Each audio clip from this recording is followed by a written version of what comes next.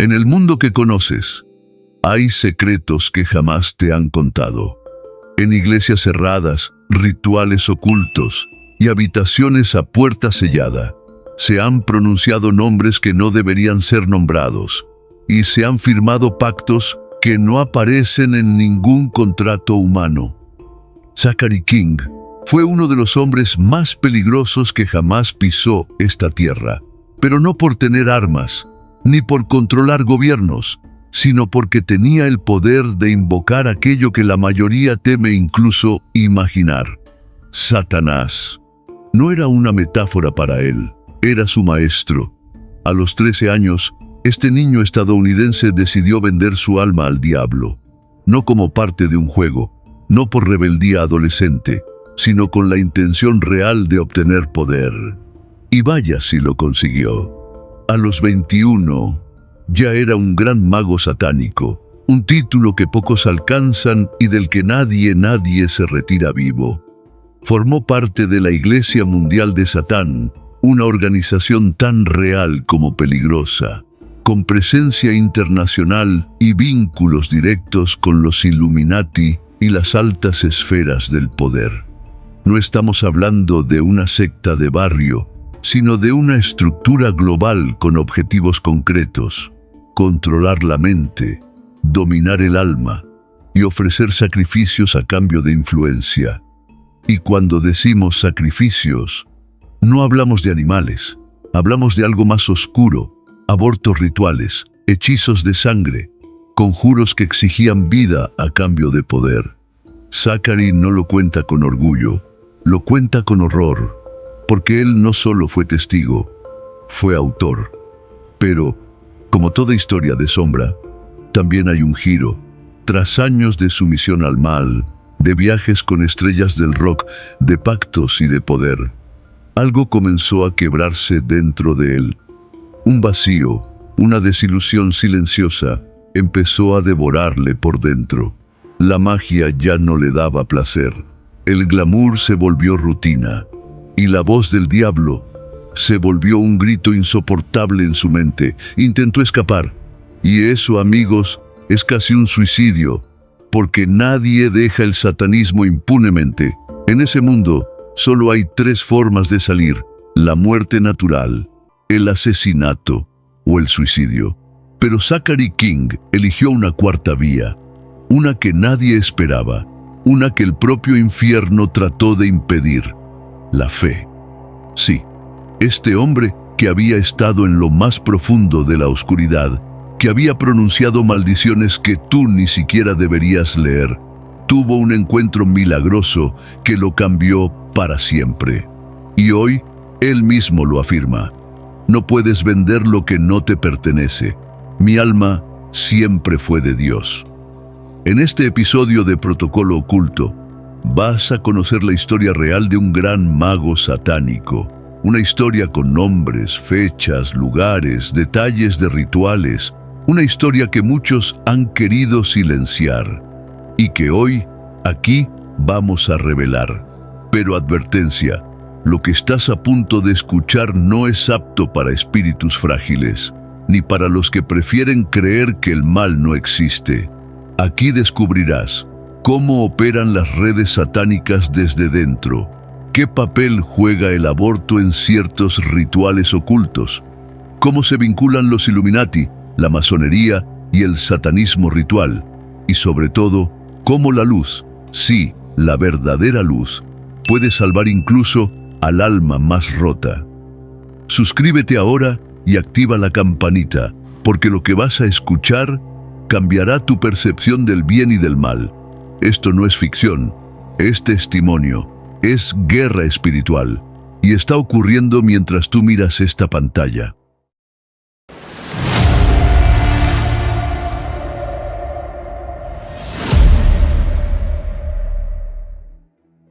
El niño que entregó su alma. Zachary King no nació en una cueva, ni en un templo oculto, ni bajo el sello de una logia. Creció en una familia promedio, con vecinos promedio, en una calle promedio. Nada en su infancia gritaba oscuridad, nada, excepto la soledad. Desde pequeño Zachary sintió que el mundo no le ofrecía nada que realmente lo llenara. Era un niño distinto, no tanto por rebeldía, sino por la profunda sensación de vacío que habitaba en él. Un hueco silencioso que ni los juegos, ni los padres, ni la escuela podían colmar.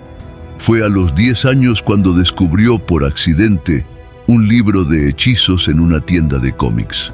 Un panfleto aparentemente inofensivo que prometía hacerte invisible a tus enemigos o obligar a otros a decirte la verdad. No tardó en probarlo. Funcionó. O eso creyó él. Pero lo cierto es que algo respondió. Y ese algo no era humano. Zachary se obsesionó, no con la magia, sino con el poder que sentía fluir por sus manos. No pasaron muchos años hasta que ya no le bastaban los hechizos inofensivos. Necesitaba más eficacia, más resultados, más control. A los 13 años, en un ritual que él mismo describe como intensamente real, ofreció su alma al diablo, y lo hizo sabiendo lo que hacía, no como una metáfora ni como un juego adolescente. Dije las palabras, firmé mi nombre, y sentí que algo entraba en mí, confiesa King. Fue como un orgasmo espiritual, puro poder, sin amor, solo fuego.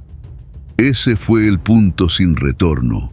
Lo que vino después fue rápido. La Iglesia Mundial de Satán lo captó antes de que terminara la adolescencia.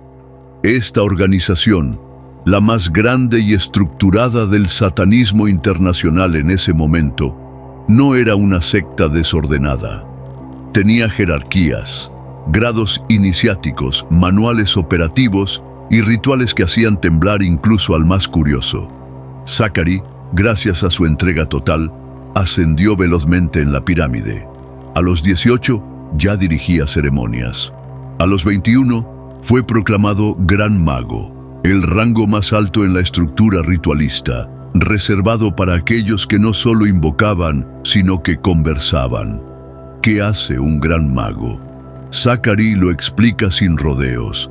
Lideras rituales donde hay sangre, donde hay sexo, donde hay muerte, donde hay pactos. Yo ejecutaba hechizos que requerían abortos, y cada aborto no era solo un asesinato, era una moneda energética de altísimo valor. Cuanto más inocente, más poder. Y así lo hacía. Los rituales no eran esporádicos, eran sistemáticos, programados, estructurados, medidos. Cada fase lunar dictaba un tipo de sacrificio. Cada fecha tenía un propósito. Halloween no era una fiesta, era un portal. Navidad era una burla. La Pascua, una oportunidad para profanar. Zachary viajó por el mundo. Fue invitado a fiestas privadas con estrellas del rock. Participó en orgías rituales, mezclas de sexo, drogas y sacrificios. No era el infierno, era la élite del infierno. Pero no todo era sangre y fuego. Zachary también descubrió algo que lo atrapó aún más que el ritual: la fama espiritual. Era venerado, temido, consultado. Lo llamaban para resolver maldiciones, para lanzar hechizos, para limpiar a personas, y todo por supuesto a cambio de dinero, favores o silencios. Pero ese poder tenía un precio. Ya no era dueño de sí mismo. En los rituales más oscuros, él mismo sintió cómo algo entraba en su cuerpo. No era posesión, era cesión voluntaria del control, como si poco a poco él ya no fuera Zachary, sino simplemente un canal. Y mientras más subía en la jerarquía, más se alejaba de lo humano. El placer era una orden, el dolor, una herramienta, la vida, un recurso. Nada tenía valor excepto el poder, y el poder era adictivo, como una droga que no se fuma ni se inyecta, sino que se invoca. King comenzó a necesitar rituales cada vez más fuertes, hechizos más oscuros, sacrificios más crudos. El alma ya ni siquiera la sentía. Era un cuerpo funcional, un ejecutor del mal, pero dentro de ese vacío se gestaba una duda, una diminuta grieta, un destello imperceptible, que con los años terminaría por convertirse en un clamor desesperado por liberación. Así fue como un niño promedio se convirtió en uno de los magos más oscuros del planeta, no por fantasía, sino por decisión, y por hambre de algo que el mundo no le supo dar, pero que el infierno le vendió muy caro. ¿Qué lo llevó a querer salir? ¿Qué fuerza puede romper un pacto con el mismísimo diablo? La respuesta te la contamos en el siguiente bloque. El engaño del poder y el abrazo de los Illuminati. Poder. Esa palabra maldita que tantos desean sin saber el precio que exige. Zachary King, con apenas 21 años, ya lo tenía todo. Al menos en apariencia. Dinero en efectivo, viajes sin límite, acceso a figuras de la élite y un aura de invulnerabilidad que lo hacía caminar como si los demonios lo escoltaran. Era invitado a fiestas privadas donde no entrabas por fama, sino por filiación ritual. Allí no se hablaba, se ejecutaba. Allí no se bailaba, se invocaba, y todo bajo una estructura milimétricamente diseñada, los Illuminati. Zachary lo deja claro. La Iglesia Mundial de Satán no es el final de la pirámide. Es solo una de las patas del monstruo. En la cúspide de ese sistema están ellos, los Illuminati, la élite invisible que ha perfeccionado la manipulación espiritual como herramienta de control mundial. Y lo que él vio desde dentro lo confirmó. Estas organizaciones no son independientes. Son ramificaciones de un mismo cuerpo oscuro, operando bajo diferentes nombres para mantener la ilusión de libertad. Francmasonería, satanismo, élites globales, son piezas del mismo tablero. Los Illuminati reclutan desde abajo, desde los círculos satánicos locales, desde las logias masónicas, desde universidades, productoras de Hollywood, agencias de talento, porque no necesitan guerreros, necesitan soldados del alma, peones que, sin saberlo, alimenten la maquinaria energética del mal. Zachary participó en encuentros donde políticos y músicos compartían mesa con brujos, donde lo espiritual no era superstición, sino estrategia, donde la oscuridad se usaba como moneda de cambio. Las decisiones globales, las modas, los escándalos mediáticos, todo era parte de una coreografía diseñada para mantener a la humanidad en un estado emocional vulnerable. ¿Sabes por qué se promueve tanto la confusión sexual, la violencia sin sentido, el culto al cuerpo, la cultura del aborto? Zachary lo dice sin rodeos, porque cada vez que un alma se confunde, se aleja de su origen, y eso es energía para ellos. No necesitan tu muerte, necesitan tu desconexión. La magia que él practicaba no era solo ritual, era simbólica, colectiva. Hechizos proyectados sobre audiencias de millones, rituales escondidos en videoclips, desfiles, logos de marcas. Todo estaba impregnado de intención energética, y él, como gran mago, lo sabía y lo ejecutaba. Cada símbolo tenía un propósito, cada palabra una vibración, cada aborto ritual, un acto de activación, porque para ellos la sangre inocente no solo mancha, abre portales. Zachary empezó a notar una verdad aterradora. Ya no sabía si servía al satanismo o si el satanismo lo servía a él. Y esa ambigüedad era parte del sistema.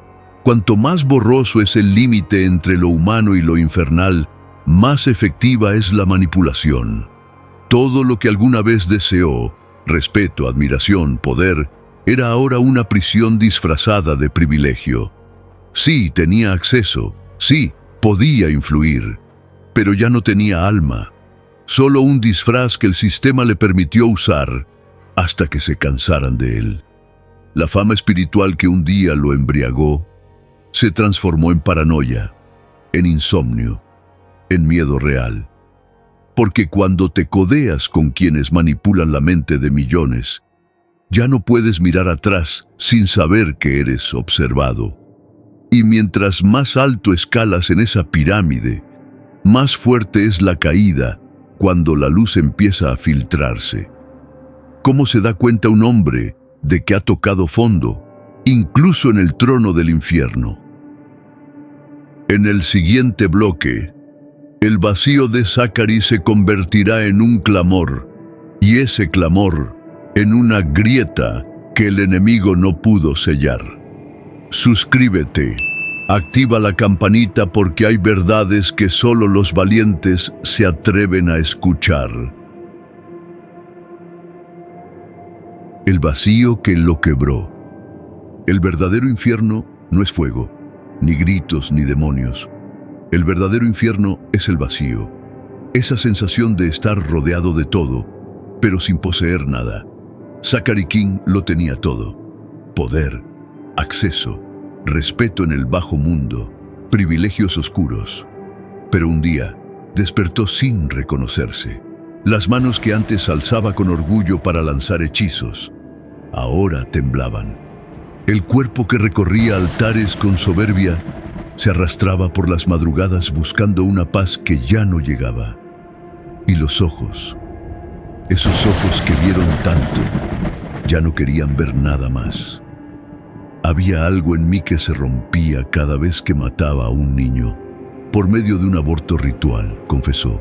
Al principio lo ignoras, luego lo justificas, pero con el tiempo te das cuenta de que ya no sientes nada, ni placer, ni dolor, ni culpa, ni gozo, solo vacío.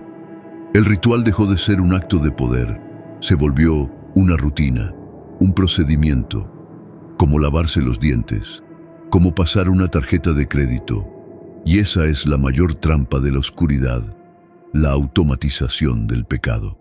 Cuando el mal se convierte en hábito, ya no lo cuestionas. Y cuando ya no lo cuestionas, has dejado de ser humano. Zachary empezó a vivir en un estado de desdoblamiento emocional.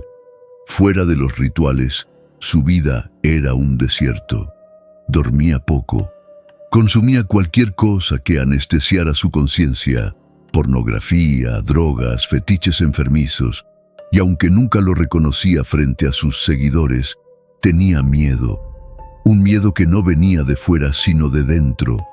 El miedo de darse cuenta de que todo su poder era una mentira sostenida por el terror, que lo adoraban porque lo temían, que lo obedecían porque estaba poseído, y que si moría esa noche no sabría a quién rendir cuentas.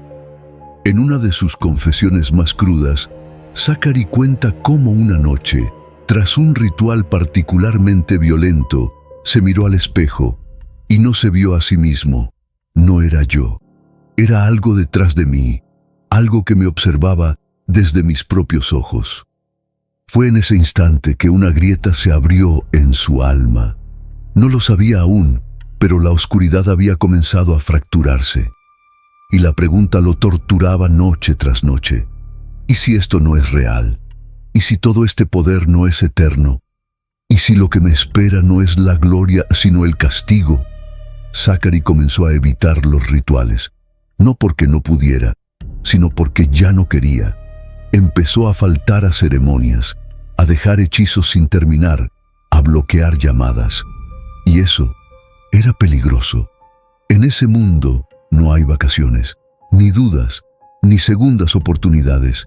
Cada duda es una traición, y cada traición se paga con sangre. Él sabía que si sus superiores intuían siquiera que estaba empezando a cuestionarlo todo, no vería el amanecer, pero ya no le importaba. Prefería morir cuestionando que vivir fingiendo, decía Zachary King. El vacío ya no era enemigo, era el grito mudo de su alma reclamando libertad.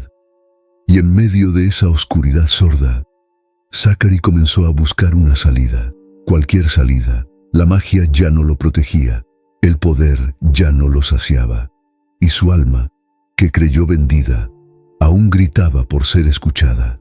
En el próximo bloque, el plan de fuga. el riesgo de escapar del infierno en el que él mismo se encadenó, y el primer roce con lo sagrado, sin saber que un milagro lo esperaba a la vuelta de la esquina. El escape. ¿Cómo planeó su huida del infierno? Salir del infierno no es como salir de un trabajo. No se entrega una carta de renuncia, no se firma un finiquito, no se dice adiós con un apretón de manos. Salir del satanismo organizado es una sentencia de muerte. Zachary King lo sabía desde el primer día. Lo repetían como un mantra en cada ceremonia, en cada ascenso de rango. No hay puertas de salida. El que se va desaparece. El que duda, muere. Y aún así, decidió huir. Había llegado al límite. Ya no podía fingir. Ya no podía seguir ejecutando rituales con manos muertas. Su alma clamaba, su cuerpo fallaba, y la voz del demonio que una vez veneró, ahora lo perseguía por las noches. Pero escapar de una organización como la Iglesia Mundial de Satán, ligada a los Illuminati, a logias, a gobiernos corruptos, no es una decisión, es una operación. Zachary lo sabía, y por suerte tenía un arma que pocos magos satánicos poseen. Era también investigador privado, y esa habilidad, entrenada para rastrear, observar, filtrar datos y pasar desapercibido, sería la clave para ejecutar su plan más importante: desaparecer sin dejar rastro. Comenzó por lo más obvio: el dinero. Sabía que las cuentas bancarias estaban vigiladas. Cada transferencia sería rastreada. Así que empezó a sacar pequeñas cantidades en efectivo. Una semana, $200. Otra semana, 300 más. Nadie notó nada. Al principio, vendió pertenencias poco a poco: relojes caros, joyas de ritual, objetos prestados por la élite. Los convertía en billetes. Billetes que escondía dentro de Biblias huecas y cuadros rotos. Cada movimiento era medido. Cada error podía costarle la vida. Luego vino la fase más difícil: la salida física. Tenía que abandonar su círculo, su entorno, sin levantar sospechas. Afirmó estar enfermo. Se aisló durante semanas y un día simplemente desapareció. Cruzó de estado en estado. No usaba tarjetas, no hacía llamadas largas, no se conectaba a redes sociales, dormía en moteles de mala muerte, comía lo que podía. Era un prófugo espiritual, huyendo de un imperio invisible. Su destino final era Canadá. Tenía contactos que podrían protegerlo. Una nueva vida al otro lado de la frontera. Pero el infierno no lo dejaría marchar tan fácilmente. Intentó cruzar 3 veces. En todas, fue detenido por errores burocráticos, cambios de ley o sucesos que él mismo describe como demoníacamente sincronizados. Cada vez que me acercaba a la libertad, algo me devolvía al fuego, cuenta. En su último intento, casi fue arrestado por documentos falsificados. Logró escapar y terminó sin rumbo, en un estado al que jamás pensó llegar: Oklahoma. Sin dinero, sin protección, sin rituales que lo contuvieran. Consiguió trabajo en una joyería. Sí, un gran mago satánico vendiendo anillos de compromiso y cadenas de bautismo. El contraste era tan brutal que parecía una burla del destino. Pero fue ahí, justo ahí, donde ocurrió lo imposible. Una mujer desconocida entró en la tienda. No pidió nada especial. Solo miró a Zachary y le entregó algo: una medalla milagrosa. No dijo su nombre, no predicó, solo le sonrió y se marchó. Esa noche, Zachary tuvo la visión más poderosa de su vida, y no fue satánica. Sintió que caía en un abismo, oscuro, infinito, y en ese abismo vio cada pecado que había cometido, cada aborto, cada hechizo, cada blasfemia, pero también escuchó una voz, una que no venía del infierno, una que hablaba con autoridad y con amor, una que decía: aún puedes volver. Fue ahí, en esa joyería polvorienta de Oklahoma, donde el ex gran mago satánico empezó a encontrar a Dios, no en una catedral, no en una cruzada evangelista, sino en el momento exacto en el que el infierno lo daba por perdido. Y fue entonces cuando comprendió algo que cambiaría su historia para siempre. Nunca vendí mi alma, porque mi alma nunca fue mía para vender.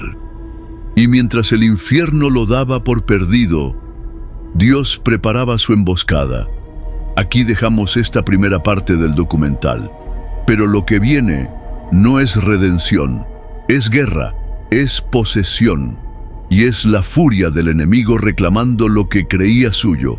Prepárate, porque en la siguiente parte la oscuridad no pide permiso, ataca.